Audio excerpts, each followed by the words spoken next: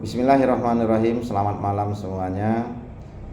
Bapak Ibu sekalian, khususnya semua pengurus struktural program Rakyat Gotong Royong atau Progo dimanapun berada.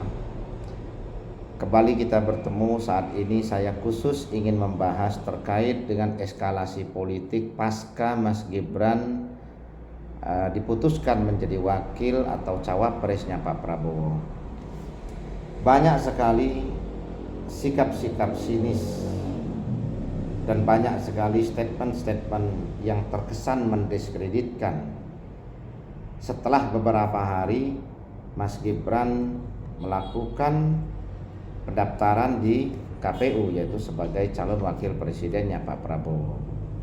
Bapak Ibu sekalian, kondisi ini jelas sangat memprihatinkan, di mana sudah berpotensi dan condong pada upaya memutarbalikkan fakta dalam rangka menciptakan satu stigma negatif dan menggiring opini publik seolah-olah apa yang dilakukan oleh keluarga Jokowi ini adalah satu tindakan penzoliman, satu tindakan pembangkangan, satu tindakan politik yang tidak beretika, dan satu keputusan politik yang dianggap mengedepankan kepentingan dinasti. Ini sangat memprihatinkan, karena kalau kita mau jujur Bapak Ibu sekalian, praktek politik dinasti itu sebenarnya itu berlaku untuk semua. Hampir semua calon pemimpin kita ini menerapkan kepentingan politik dinasti. Hanya Bung Karno dan Habibie yang tidak melakukan itu. Bung Karno tidak pernah mengkader Bu Mega, tidak pernah mengkader Guntur. Habibie tidak pernah mengkader putranya Ilham atau Tarik. Tetapi Soeharto mengkader semua putranya lewat Partai Golkar. Hanya kebetulan belum beruntung menjadi calon presiden atau presiden. Turun kepada Gus Dur. Gus Dur juga mengkader Mbak Yeni, sempat menjadi sekjen PKB. Hanya belum beruntung untuk menjadi calon presiden atau calon wakil presiden.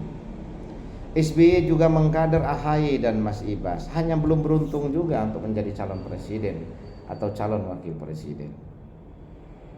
Ibu Mega sendiri berusaha mengkader keras Mbak Puan Maharani, bahkan Pak Taufik Kemas pun sama. Proses dinamika politik di 2014-2019 kita semua tahu bahwa sebenarnya Mbak Puan juga ingin masuk di dalam kontestasi sebagai cawapres. Akan tetapi memang kondisi elektoral tidak mendukung. Artinya proses pengkaderan oleh para pemimpin terkait dengan putra-putranya yang berusaha untuk membuat dinasti politik setelah mereka, ini sudah dilakukan, dan itu tidak salah. Karena apa Bapak Ibu sekalian? Sekeras apapun upaya daripada politisi tersebut untuk mengkader putra-putranya yang dianggap sebagai kepentingan politik dinasti, kalau putra-putranya itu tidak punya kapasitas personal dan tidak diterima oleh publik, maka tidak juga akan menjadi atau mencapai target yang mereka inginkan. Ini alam demokrasi, semua orang punya hak. Ini alam globalisasi digital yang efeknya adalah terjadi globalisasi informasi. Semua orang bebas mengakses, semua orang bebas berkarya, semua orang bebas mengeksplorasi dirinya lewat media, apakah itu dalam bentuk pencitraan ataukah itu dalam bentuk karya-karya fundamental yang mampu dihasilkan. Jadi nggak bisa dibendung. Jadi kita jangan sampai mengabaikan hak dan kepentingan politik orang lain hanya karena orang tersebut putra dari presiden, putra menteri, putra pemimpin, atau putra anggota parlemen. Tapi biarkan juga mereka punya hak politik sama dengan kita yang bukan siapa-siapa. Karena toh saya punya keyakinan yang ribut, yang protes, yang cemburu, sebenarnya mereka kalau punya bapak, punya orang tua yang punya posisi yang sama, pasti juga minta karpet merah dan minta fasilitas. Tapi masalahnya mampu tidak nanti memberdayakan personalnya sehingga diterima oleh publik dan ada nilai elektabilitas yang tinggi. Pak Jokowi tidak salah mengkader anak-anaknya untuk masuk dunia politik, dan ternyata berhasil karena faktanya berebut partai-partai politik untuk mencalonkan Mas Gibran sebagai calon wapresnya Pak Prabowo. Keberhasilan Pak Jokowi mengkader putra-putranya ini bukan berarti bahwa ini adalah satu bentuk politik dinasti yang ada potensi terjadinya praktik nepotisme dan kolusi. Tidak. Yang lain juga sama kok. Dan itu tidak salah, karena ini memang alam demokrasi. Nah, kita harus jujur. Bu Mega sendiri sampai sekarang tidak pernah melepaskan jabatannya sebagai ketua umum PDI. Dan kita juga tidak protes kan, dan kita nggak punya hak karena kita bukan kadernya. Kadernya aja nggak protes, apalagi kita bukan kadernya, nggak ada otoritas ke arah situ. Tapi kenapa di saat Mas Gibran menjadi calon presiden semua ribut, dibilang pembangkang, dibilang pengkhianat, dibilang diberikan banyak privilege, fasilitas yang berlebih. 5 kali kontestasi Pak Jokowi dan 2 kali kontestasi untuk putranya, tapi diabaikan begitu saja. Bapak Ibu sekalian, 2014 PDIP itu 14%, 2019 PDIP naik menjadi 19, sekian persen. Artinya jelas ini ada potensi kenaikan ini akibat dari PDI punya presiden, dan siapa presidennya adalah Jokowi. Kita semua tahu setiap pilkada Jokowi efek itulah yang membuat kader PDI di setiap daerah, bahkan lebih dari 50% kepala daerah di Republik ini itu dari kader PDI. Dan selama 2 periode Pak Jokowi jadi pemimpin, jadi presiden, Pak Jokowi punya andil besar untuk memenangkan kader-kader PDI, baik itu dalam kontestasi pilihan gubernur maupun kontestasi pilihan bupati. Ini jangan diabaikan dong. Jadi seolah-olah Pak Jokowi dan keluarganya ini hanya punya hutang budi tapi tidak pernah memberikan balas budi. Kita harus objektif, kita harus jujur dengan realita yang ada. Enggak mungkin seorang Jokowi, seorang presiden yang mampu memenangkan 5 kali kontestasi, memutuskan Mas Gibran untuk dipasangkan dengan Pak Prabowo, tidak mengikuti dan tidak tegak lurus dengan keputusan partai yang mencalonkan Mas Ganjar. Itu kalau tanpa satu latar belakang yang sangat privat dan fundamental. Dan yang tahu adalah Pak Jokowi dan Bu Mega sendiri mestinya. Jadi kita-kita yang di luar ini, teman-teman yang di luar dari pagar itu nggak usah intervensi. Teman-teman nggak ngerti, teman-teman nggak paham, tanya dengan Bu Mega. Yang dekat dengan Pak Jokowi, tanya dengan Pak Jokowi, kenapa beliau memutuskan? Kenapa beliau akhirnya ngambil keputusan politik yang dianggap publik tidak strategis, yang dianggap publik kontraproduktif? Saya punya keyakinan pasti ada rahasia, ada hak privasi yang mereka jaga, yang nggak mungkin mereka umbar ke publik, yang nggak mungkin mereka buka ke halayak. Karena apa? Kita tahu yang mengendorse-nya Mas Ganjar itu Pak Jokowi. Dari awal kita tahu. Pilihan gubernur 2 periode juga Pak Jokowi ikut andil dalam rangka memenangkan Mas Ganjar.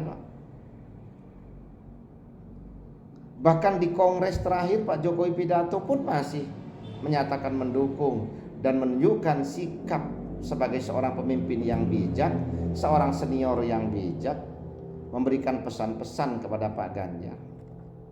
Tapi kenapa akhirnya ada satu keputusan besar yang kontraproduktif, dan itu akhirnya memantik reaksi publik, menuduh MK, Mahkamah Keluarga, menuduh MK ada potensi nepotisme dan kolusi, menuduh MK melakukan pelanggaran kode etik, menuduh Gibran dan Mas Jokowi dan Pak Jokowi sebagai pembangkang dan tidak tahu diri. Padahal kita sejatinya tidak paham dan tidak tahu.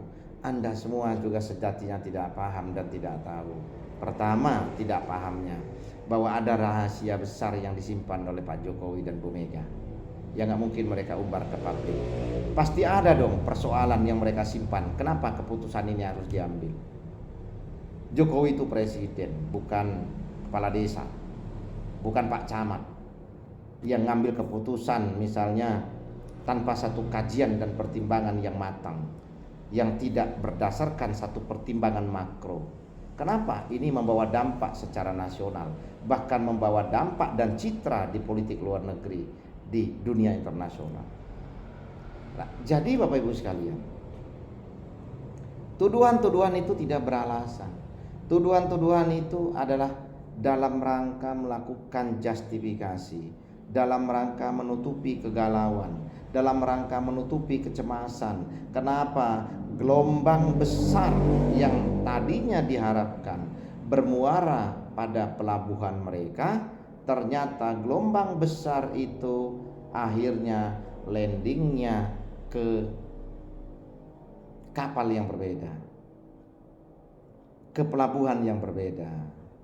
Karena terbukti relawan Projo, relawan Samawi, dan relawan-relawan lain, ratusan relawan pendukung Pak Jokowi, dan itu ada fakta kalkulatifnya. 19, sekian persen 2019 perolehan suara PDIP, dan Pak Jokowi dan Mbah Yai Ma'ruf Amin memperoleh 55, sekian persen. Artinya ada selisih 35% suara yang dihasilkan oleh dukungan dari partai-partai pengusung pada saat itu dan relawan-relawan pro Jokowi pada saat itu yang bergerak secara aktif dan masif. Jadi kalau dikatakan bahwa Jokowi tidak tahu diri, tidak benar. Kenapa? Ada margin suara yang dibawa 35%. Modalnya di sini kurang lebih 20%. Menangnya 55%, berarti 35% dong yang dibawa oleh Pak Jokowi dari dukungan banyak pihak. Dan apa yang sudah dilakukan dan apa yang didapatkan? Yang dilakukan oleh Pak Jokowi untuk kepentingan internal partainya sangat banyak, seperti yang saya jelaskan tadi. Kontribusi dana aspirasi, kontribusi untuk biaya pembangunan daerah-daerah yang diajukan oleh kepala daerah yang satu partai. Ada hak privilege juga kok, ada fasilitas juga kok.